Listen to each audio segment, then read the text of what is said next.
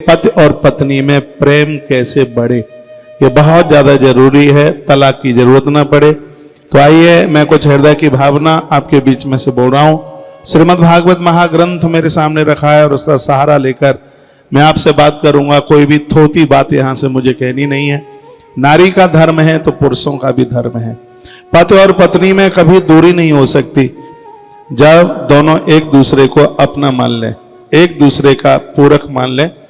प्राय यह होता है पुरुष की तरफ से यह गलती की जाती है, जब घर में रिश्तेदार होते हैं, माता पिता होते हैं और भी लोग चल करके आते हैं और तब टंच करता है पुरुष नारी को। उस समय स्त्री को बहुत बुरा लगता है और उसको इसमें खुशी मिलती है, प्रसन्नता मिलती है कि मम्मी पापा के सामने मैं इसकी थोड़ी आलोचना करूंगा, इसको थोड़ा कुछ कहूंगा तो इसमें मेरे नंबर ज्यादा बन जाएंगे, और ये बिल्कुल भी ठीक नहीं है। और आपको तो यह होना चाहिए, जब समाज जुड़ा है और आपको जब कोई ये कहे कि भैया आजकल तो बड़ी तरक्की हो रही है, बहुत आनंद हो रहा है, सगुन मिल रहा है, इतने भरे लोगों के सामने और आपने ये बात कह दी, भैया बहुत मौज है, भगवान ने बड़ी कृपा की है, मुझे पत्नी बहुत अच्छी मिली है, और आपने ये शब्द बोल दिया है, आपका परिवार जम जाएगा, आपका परिवार स्तर हो जाएगा न। लेकिन मैंने बहुत परिवारों को ये देखा है, जब घर में भीड़ भाड़ होती है, कहते हैं पागल इधर आ जा, ए मूर्ख इधर आ जा, कब का मैं चिल्ला रहा हूं और तू सुनती नहीं है, परमात्मा मुझसे क्या रूठ गया, तू मेरे पल्ले पड़ गया, पता नहीं वो क्या क्या बोलता रहता है, और इसी में तनाव हो जाता है और इसी में घर बिखर जाते हैं। और एक बात मैं फिर कहना चाहूंगा, जितना भी पुरुष वर्ग और मातृ शक्ति मुझे सुन पा रही है, मैं दोनों के लिए बात कहूंगा। यह दूसरे की बेटी अपना घर द्वार छोड़ करके सब आपके पास में सबको छोड़ छाड़ करके आ गई है, इसको कोई स्वार्थ नहीं है, ये अपने धर्म की पूर्ति कर रही है। मैंने पूर्व में बोला है 3 लोग ऐसे हैं जो बिना स्वार्थ के जीवन जीते हैं। एक शिष्य बिना स्वार्थ के जीवन जीता है, जो गुरुदेव की देहली पर उसको किसी भी प्रकार का स्वार्थ नहीं है, निस्वार्थ होकर के वो गुरु की सेवा करता है। एक दूसरा पुत्र है जो पिता की सेवा करता है, 20 नाखूनों से कमाता है और वो कभी भी नहीं सोचता कि मम्मी पापा का मुझे यह मिल जाए, वो निस्वार्थी होकर के माता पिता की सेवा करता है। और एक पत्नी है जो अपने पियर से सबको छोड़ छाड़ करके आ जाती है, धन संपदा सब उसके पियर में होती है, लेकिन सब को छोड़ छाड़ करके वो तुम्हारे कुनबे के लिए चल करके आई है, वो तुम्हारे लिए चल करके आई है, जिसे तुम्हारे परिवार से और तुमसे किसी भी प्रकार का कोई स्वार्थ नहीं है।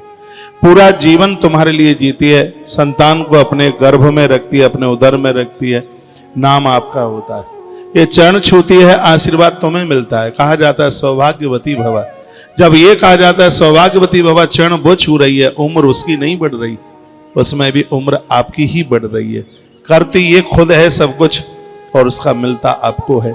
इसलिए जो भी मुझे मानव जाति मेरी इस बात को सुन पा रही है, इस समय रात्रि का समय है, निश्चित काल है, और मैं कहूँगा पैसा कमाना बस यही जीवन का कोई फर्ज नहीं है, और सच में जिंदगी वह है जहाँ जीवन एक संतोष के साथ, एक शांति के साथ और एक मुस्कुराहट के साथ में जीवन जी लिया जाए। तो हर मनुष्य का यह धर्म कर्तव्य है कि वह अपने पत्नी के दुख को अपना दुख समझे। मेरे प्रभु श्री राम, पति का मतलब होता है जो पत्नी को पतित न होने दे, पत्नी को गिरने न दे, पत्नी को संभाले। मेरे प्रभु श्री राम जी युद्ध के लिए तैयार हो गए, पांडव युद्ध के लिए तैयार हो गए, और उसमें एक पत्नी के अपमान की ही तो बात थी। तो मैं एक बार यह फिर निवेदन करना चाहूंगा, और ये मैंने तो देखा है, जब नारी उस जगह पर खड़ी होती है जहां बहुत रिश्तेदार होते हैं, सभी लोगों का आना होता है, और उस समय जब स्त्री के साथ में टंच किया जाता है तो उसका दिल टूट जाता है, उसकी आत्मा टूट जाती है और वो बड़ी दुखी हो जाती है। सुबह से काम करती हुई होती है, उसने कुछ खाया भी नहीं है, और आप बाहर से आए हैं, आप गालियां दे करके बात करते हैं, आप ठीक से बात नहीं करते, आप क्रोध से बात नहीं करते, उसे आपसे पैसा नहीं चाहिए, वो सकून से तुम्हारे 2 शब्द सुनना चाहती है।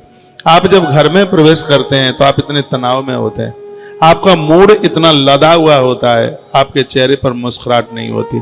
थोड़ा मुस्कुराते हुए आप घर में आइए, और वो सुबह से आप जब से तुम गए हो तब से वो तुम्हारी प्रतीक्षा में बैठी है, वो तुम्हारे इंतजार में बैठी है, वो बैठी है कि आते ही उसने पूरी तैयारी कर रखी है आपके लिए चाय बनाने के लिए, उसने पूरी तैयारी कर रखी है, उसने सब्जी दाल पहले से बना दिया है, और बोलती है कि साहब आएंगे तो एक बार फिर गर्म कर दूंगी, और उसी समय गरम गरम रोटी और मैं तो ऐसे बोल रहा हूं कि जैसे बैन बना रही हो, मैं बगल में खड़े होके ही देख रहा हूं। बिल्कुल उसके मन की ऐसी भावना होती है। मैं सभी पुरुष वर्ग के लिए मैं यह निवेदन करना चाहूंगा कि आप सबके सामने, भले ही अकेले में आप डांट लेते हैं, लेकिन सबके सामने उसका आदर कीजिए। सबके बीच में ये कहिए, आज मेरे पास में जो भी कुछ है वो मेरे अकेले से नहीं है। धन्यवाद मेरे माँ बाबू जी का है जिन्होंने मेरे लिए ऐसी अच्छी सी गृहिणी खोजी है। परमात्मा की मेरे ऊपर बहुत बड़ी कृपा है। मैं राम नहीं हो सकता, लेकिन भगवती जानकी के गुण मेरी गृहिणी में है, मेरे भार्या में। वो उसकी जब ऐसी भावना होती है, उसकी आंख में आंसू आ जाते हैं, वो रो पड़ती है और वो अपनी 20 सहेलियों के बीच कहती है, मेरा जैसा आदमी सबके पास नहीं है, मेरा आदमी तो मेरा ही है। वो ऐसा बोलते हैं, उसकी आंख में आंसू होते हैं। और मैं अपनी बहनों को कहना चाहूंगा, यदि आप अपने पति का लाड़ चाहती हैं तो एक बात सुनिए, अपने पियर में कभी अपने पति की बुराई मत कीजिए, भले ही उसमें कुछ कमी भी है। जब भी आप अपने पियर जाते हैं तो अपने मम्मी पापा को कहिए, माँ ये बहुत अच्छे हैं, मेरा बहुत ख्याल रखते हैं। और याद रखना, जहां पर बेटी अपने पति की बड़ाई करती है तो दामाद को उस ससुराल में बहुत आदर मिलता है, और ससुराल में यदि जामाता को आदर मिलता है तो जामाता तुम्हारी बेटी को अपने हाथ के ऊपर रखता है, तो उसकी आंख में दुख के आंसू नहीं आने देता।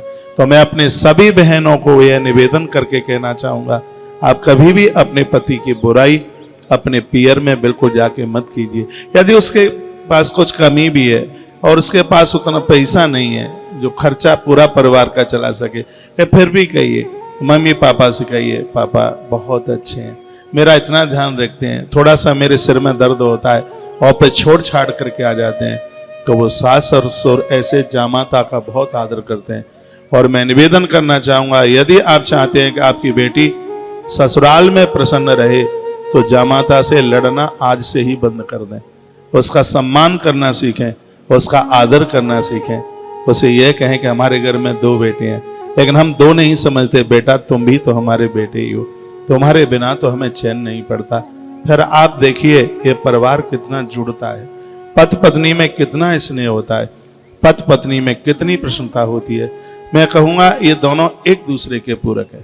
और मैं बिना प्रमाण के कोई बात नहीं करता, इसमें मैं एक राम जी की कथा आपको सुनाई देता हूं, फिर आपको लगेगा कि यह आदमी कुछ ठीक ही बोल रहा है। केवट की नाव से भगवान, बाबूजी केवट की नाव से भगवान उतरे थे,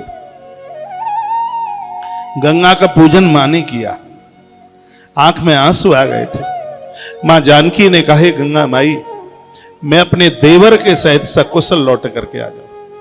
लक्ष्मण का नाम पहले जोड़ा, अपने लिए भी जी लें तो कोई बहुत बड़ी बात नहीं है। आप शकुन से यदि जीना चाहते हैं तो तुम्हारे सास ससुर का जो भी कुनबा है वो आपका अपना है, उनका आदर करें, उनका मान करें, उनका सम्मान करें। सास ससुर का बड़ा स्नेह मिलता है जब घर की गृहिणी पूरे परिवार को आदर देती है, घर की बहू पूरे परिवार को सम्मान देती है, अपना कलेजा खोल करके रख देते हैं बूढ़े माता पिता। और मैं निवेदन करना चाहूंगा, यदि अपने पति को प्रसन्न आप देखना चाहते हैं तो इन वृद्धों की सेवा कीजिए, और इनके आशीर्वाद के द्वारा तुम्हारा कुनबा फले फूलेगा, इनका आशीर्वाद तुम्हारे बच्चों को लगेगा। और दिन दुना रात्रि चौगने के रूप में प्रहलाद एक बड़े अद्भुत भगत हैं। एक बार राजा बलि को भगवान ने पूछ लिया था, बलि राजा को कहा था कि मैं तुम्हारी देहली तक आ गया, जरूर तुम्हारा कोई न कोई पुण्य तो है। तो बलि राजा ने कहा कि मेरे पिता विरोचन का कितना आशीर्वाद है मेरे ऊपर मुझे नहीं पता, लेकिन हे प्रभु, हे देव, मेरे दादाजी प्रहलाद जी की मेरे ऊपर बहुत बड़ी कृपा है, और उनके आशीर्वाद के द्वारा आज आप मेरी देहली के ऊपर खड़े हैं। दादा दादी के आशीर्वाद से प्रपौत्र फूलते हैं। और मैं आप सबको कहना चाहूंगा, आपके पति का लाड़ तुम्हें मिले, तुम्हारे पति का स्नेह तुम्हें मिले, तो मैं एक नब्ज आपको बता रहा हूं, इसको कभी भी मत भूल जाना, पति आपसे दूर नहीं जाएगा। इसका स्नेह, इसका लाड़, इसका अपनत्व तो वो सब आपके कब्जे में होगा, आपके पास में होगा। और वो एक छोटी सी दवाई बस इतनी सी है, आप घर में वृद्धों को आदर दो। ये बाहर रहते हैं तो आप उनके पास जाइए, आप वर्ष में एक आध बार उन्हें अपने पास लेके आइए, उनको फोन करते रहिए, उन्हें कहिए माँ जी क्या करें, परिवार चलाने के लिए आज इतने दूर आ गए हैं, आपकी याद आती है। माता जानकी जिस समय सुमंत खड़े हुए थे, जब सुमंत ने राम जी को लौटने के लिए कहा, मां जानकी खड़ी खड़ी रो रही थी। सुमंत ने जानकी की आंख के आंसू पोंछे। जानकी ने कहा, काका हम कितने अभागे, जब सास ससुर की सेवा करने का सौभाग्य मिला, हमें मौका मिला, तो आज हम अवध से बाहर आ गए। हमारा वनवास हुआ है, मुझे इस बात की पीड़ा नहीं है। मेरे पति का वनवास हुआ है, मुझे इस बात की पीड़ा नहीं है। मेरे पति अयोध्या से अलग हो गए, मुझे इस बात का दुख नहीं है। मुझसे सास ससुर की सेवा छूट गई है, ये कष्ट मैं सहन नहीं कर पा रही हूं। सुमंत को माता जानकी ने ये बात कही। मेरी आज की बहनों को ये सब कथाएं पढ़ लेनी चाहिए। मैं पति और पत्नी के बीच के एक प्रेम की बात कह रहा हूं। जहां पति और पत्नी में प्रेम है, अरे वो तो पूरी धरती के ऊपर शासन कर बैठते हैं। महाराज दशरथ ने उन निशाचरों को पराजित कर दिया, देवता जिनके सामने परास्त हो गए थे। देवता युद्ध छोड़ करके भाग गए थे। इंद्र अवध में आए, महाराज दशरथ के सामने हाथ जोड़े और कहा, दैत्यों ने चढ़ाई चढ़ाई है, इनको जीतना हमारे बस का काम नहीं है। महाराज दशरथ तैयार हुए, रथ तैयार किया, माता कैकेयी साथ में बैठी थी। और महाराज दशरथ ने इंद्र को यह बात कही थी कि इस युद्ध को मैं कभी भी नहीं जीत पाता यदि मेरी पत्नी मेरे साथ न होती। प्रभु राम जी भी कहते हैं, महर्षि वाल्मीकि जी ने कहा है, प्रभु श्री राम जी की आवाज है, मेरे साथ में मेरा अनुज और मेरे साथ में मेरी गृहिणी ना होती तो मैं भी रावण को जीत नहीं पाता। पत्नी का बहुत बड़ा हाथ है, इसको आप हल्के में मत लीजिए। हर प्रकार से आपके लिए आंख में आंसू लिए होती है। ये बीमार है, आपको कितना फर्क पड़ता है आप जाने, लेकिन आप बीमार हैं, ये 10 जगह फोन करती है और ये कहती है ये बहुत परेशान है। कभी माँ को फोन करेगी, बाबूजी को, भैया को, भाभी को फोन करेगी और कभी कभी मुझे भी फोन करती हैं।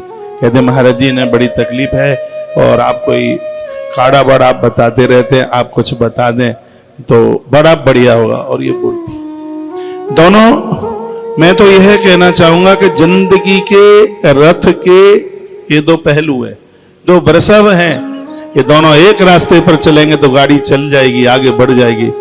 और एक बैल गया उधर, एक बैल गया उधर, पत्नी गई उधर, पति गया उधर, तो जिंदगी की गाड़ी बिखर जाएगी, कुछ भी नहीं बचेगा। दोनों एक दूसरे के समर्थन में कैसे खड़े हैं, वो मैं कथा राम जी की आपको सुना रहा था। और वो कथा बड़ी अद्भुत है। केवट की नाव से पार हुए भगवान, मां जानकी ने कहा, नाथ अभी कितना और चलना पड़ेगा, राम रो पड़े। राम ने कहा, प्रिय अभी तो ठीक से यात्रा आरंभ भी नहीं हुई है, 14 साल तक चलना है। मां जानकी ने कहा, प्यास बहुत जोर से लगी है, करुणा निधान पानी की व्यवस्था हो जाती। मैया ने भगवान का नाम करुणा निधान रखा है। लक्ष्मण पानी लेने को गए, मैया जी ने अपनी आंख से देखा एक वृक्ष के ऊपर एक बेल छाई हुई है। मां जानकी ने कहा, सुनो, इस बेल का कितना बड़ा भाग्य है, ये वृक्ष के सहारे खड़ी हो गई है। यदि ये पेड़ ना होता तो ये नीचे गिर के कुचल जाती, लोग इसको खत्म कर देते। आज ये बेल इस वृक्ष के सहारे खड़ी हुई है। ये बेल कितनी, ये लता कितनी बड़भागिनी है। ये माता जानकी ने बात कही थी। तो राम ने क्या उत्तर दिया? प्रभु श्री राम जी ने कहा, सुनिए, प्रभु श्री राम जी ने कहा, नहीं जानकी, ये वृक्ष कितना बड़भागी है, ये पेड़ कितना भाग्यशाली है कि ये लता के द्वारा हरा भरा दिखाई दे रहा है, नहीं तो ठूंठ सा खड़ा है। ये इस लता के द्वारा, बेल के द्वारा ही हरा भरा दिखाई दे रहा है। यानी माता जानकी कह रही है, मैं कितनी बड़भागिनी हूं, आज राम रूपी वृक्ष के सहारे लता रूपी जानकी खड़ी हुई है। सीता माई का स्वर आप देखिए, उसका सम्मान देखिए। प्रभु राम जी की आंख में आंसू आ गए और कहा, नहीं जानकी, ये राम रूपी वृक्ष भाग्यशाली है कि जानकी रूपी लता के द्वारा यह हरा भरा दिखाई दे रहा है। और सच तो यही है, नारी के द्वारा घर हरा भरा दिखाई देता है। कुछ दिनों के लिए अपने पियर चली जाती है, परिवार लुटा पिटा सा दिखाई देता है। आपके घर में तो 2-4 बहुएं हैं, 4 बेटे हैं, 4 बहुएं, ये तो उनको पूछ लीजिए। जिनके घर में बहुएं नहीं है, उन्हें पूछ लेना कि बहुओं की क्या वैल्यू है। अरे ये आपका वंश स्रोत बढ़ाने के लिए आई है, आपके घर में इसका आदर हो, इसका लाड हो, इसका सम्मान हो। मैं अपनी बहनों को भी निवेदन करना चाहता हूं, यदि पति को प्रसन्न रखना है तो कभी ऐसी मांग मत रखना पति जिस मांग को पूरा ना कर पाए। हो सकता है कि तुम्हारी बहन करोड़पति घर में गई है, हो सकता है कि तुम्हारी बहन के पास महंगी महंगी गाड़ियां हैं। कब ये बात कहना ही मत कि मेरी बहन के पास में इतना ये सब कुछ है। पति को यह कहिए हम बहुत शकुन में, हमारे पास आनंद है।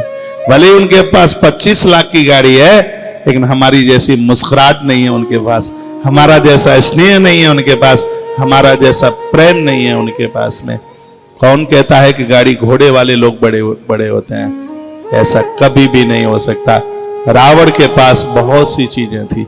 रावण के यहाँ तो वर्षा का पानी भी सोने की मोरी में निकलता है, उसके पास इतनी व्यवस्थाएं थी, लेकिन घास फूस के ऊपर सोने वाले प्रभु श्री राम जी के लिए उस समय भी लोग दिए जलाते थे। आज भी लोग राम की आरती उतारते हैं। मुझे नहीं लगता कि वैभव से लोगों की पूजा होती है, कल्चर से लोगों की पूजा होती है, स्वभाव से लोगों की पूजा होती है, सदाचार से लोगों की पूजा होती है। सहज बनिए, सरल बनिए, 24 घंटे में एक आध बार पास पास बैठिए, एक दूसरे से मन की बात कहिए, एक दूसरे से कोई बात छिपाइए मत बिल्कुल। और जितना आप आमने सामने बात करेंगे उतना ही आपका स्नेह ज्यादा बढ़ेगा, जितना आप आमने सामने करेंगे उतना ही आपका प्रेम बढ़ेगा। आप जो भी किसी भी चीज की खरीदारी करते हैं, आपका पति कभी भी नहीं आपको रोकेगा। भले वो 500 रुपए का पैंट खरीदने में संकोच करे, लेकिन तुम्हें 5000 की साड़ी दिलाने में उसके चेहरे पर मुस्कुराहट होगी, क्योंकि वो तुम्हें मानता है। उसको पता है कि तुम इस घर की आन बान और शान हो, ये उसको पता है कि तुम इस घर की रीढ़ की हड्डी हो। वो कभी तुम्हारा हाथ रोकता नहीं। तो एक बार पूछने में लगता भी क्या है, वो खुश हो जाएगा, वो प्रसन्न हो जाएगा। एक बार उसको पूछ तो लीजिए, साहब आज थोड़ा ऐसा काम है, आप कहें तो थोड़ा मैं सहेलिए के यहाँ चली जाऊं, आप कहें तो थोड़ा कौशिक महाराज जयपुर में मानसरोवर में कथा करने के लिए आए, यदि आप कहें तो थोड़ा मैं कथा सुनने को लिए चली जाऊं, तो वो भी कह देगा कि ऑफिस में काम निबट गया है, मैं बस अभी 20 मिनट में आ रहा हूं और हम तुम दोनों कथा सुनने के लिए चलते हैं, महाराज से मिलके भी आते हैं। ऐसा जीवन जीके तो देखिए, सच मानिए घर बैकुंठ बन जाएगा, घर में आनंद हो जाएगा। आप अंतरदेशी बनकर नहीं जीना, आप पोस्ट कार्ड बन करके जीना। पूरी दुनिया एक तरफ भड़काने वाली हो और आप भटके नहीं, आपके मन में संशय ना आए, आप यह कह दे मेरी जैसी गृहिणी या मेरा जैसा पति हो ही नहीं सकता। ये तुम कह रहे हो, ये मैं मानने को बिल्कुल तैयार नहीं हूं, क्योंकि मेरा पति ऐसा हो ही नहीं सकता। मेरे पति के जीवन में मुझसे सुंदर उनकी दृष्टि में कोई दूसरी स्त्री हो ही नहीं सकती।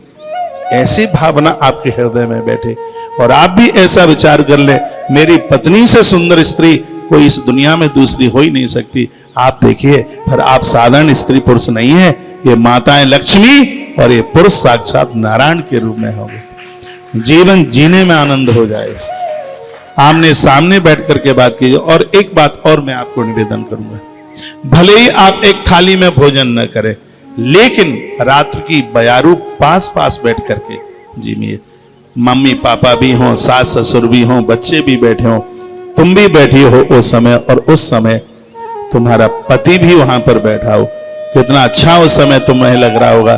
तुम्हारा तो 250 ग्राम खून बढ़ जाएगा जिस समय पति अपने हाथ से चपाती उठाकर तुम्हारी थाली में रख रहा होगा और वो कह रहा होगा नहीं मीनू, एक चपाती तो लेनी ही पड़ेगी। ये पति लोग थोड़ा ऐसे ही नाम रखते हैं, बीनू मीनू, ऐसे ही नाम रखते हैं। इनको ऐसे ही नाम रखने में आनंद आता है। वो मीरा नहीं रखते, उनको डर लगता है कि घर छोड़ के वृंदावन न चली जाए, तो वो मीरा नहीं रखते ना, वो बीनू मीनू चीनू, वो ऐसे ही नाम रखते हैं। तो उसको बड़ी खुशी होगी, उसको बड़ी प्रसन्न। मुझे तो ऐसा लग रहा है कि शायद आप जीम रहे हो और मैं आपके कहीं बगल में ही खड़ा होकर देख रहा हूं क्या। तो जिस समय वो अपने हाथ से चपाती उठा करके या वो तुम्हें परोस करके देवे, तो जब आप कहते हैं अपने सास ससुर को, मम्मी पापा को, नहीं एक रोटी और ले लीजिए, उनको कितनी खुशी होगी। छोटा सा जीवन है, मुट्ठी भर जिंदगी, कुछ भी नहीं है। कोरोना काल में इतने लोग चले गए जिन्होंने सोचा भी नहीं था कि हम 2023 की दिवाली नहीं देख पाएंगे, वो लोग आज हमारे बीच में नहीं है। हम और आप जीवित हैं तो समझ लीजिए कि परमात्मा ने गॉड गिफ्ट दिया है। और मैं कहूंगा 2020 के बाद की जितनी हमारी और आपकी लाइफ है, ये हमें वरदान में मिल गई है, ये हमें गिफ्ट में मिल गई है। जो लोग अस्पताल चले गए वो लौट करके नहीं आए, सुबह शाम भगवान का धन्यवाद करो। ईश्वर ने कुछ करने के लिए, कुछ सेवा करने के लिए सौभाग्य दिया है। घर में दुख के आंसू मत आने दो। अपने घर में 3 चीज की स्थापना करो, एक है सत्य और एक है प्रेम और एक है करुणा। जिसके घर में सत्य है उसके घर में राम रहते हैं, जिसके घर में प्रेम है उसके घर में बांसुरी वाले कृष्ण रहते हैं, जिसके घर में करुणा है उसके घर में काशी के विश्वनाथ रहते हैं। और जिसके घर में ये देव ही बैठे हैं उसके घर में पर किस चीज की कमी है? एक दूसरे से छिपाइए मत, बिल्कुल हृदय की डायरी खोल के, अभी मैंने बोला अंतर्देशी बनकर नहीं, पोस्ट कार्ड बनकर के जीना। कोई भी जीवन पढ़ ले। यदि आपके मोबाइल में लॉक डाले जाते हैं तो इसका मतलब है मेरा मोबाइल है, बच्चों के हाथ में रहता है, कोई लॉक नहीं होता। ऐसे इसमें कौन सी संपदा है जिसको लोग चुरा लेंगे? है? ये संशय कहां से चल करके आता है कि तुम बाथरूम में होती हो, उस समय पति तुम्हारे मोबाइल को टटोल रहा होता है। ये क्या हो रहा है ये कि जब पति बाथरूम में होता है तब तुम भी मौका पा करके देखते हैं कि रात्रि को मोबाइल कितने बजे तक चालू रहा है, व्हाट्सएप कितने बजे तक चालू रहा है, किस किस से बात की है। ये पति और पत्नी के बीच में दूरियां नहीं होनी चाहिए। हमने प्रभु राम और माता जानकी की कथाएं पढ़ी है। ये शरीर 2 हो सकते हैं, इनकी आत्मा दोनों की एक है। और जिस समय ये दोनों मिल जाएं तो रावण के लाख बेटा 1.25 लाख नाती फीके पड़ जाते हैं। जब इन दोनों की शक्ति इकट्ठी हो जाए, और मैं कहूंगा पूरी दुनिया तुम्हारा साथ छोड़ सकती है, लेकिन पत्नी का संग पति और पति का संग पत्नी नहीं छोड़ सकती।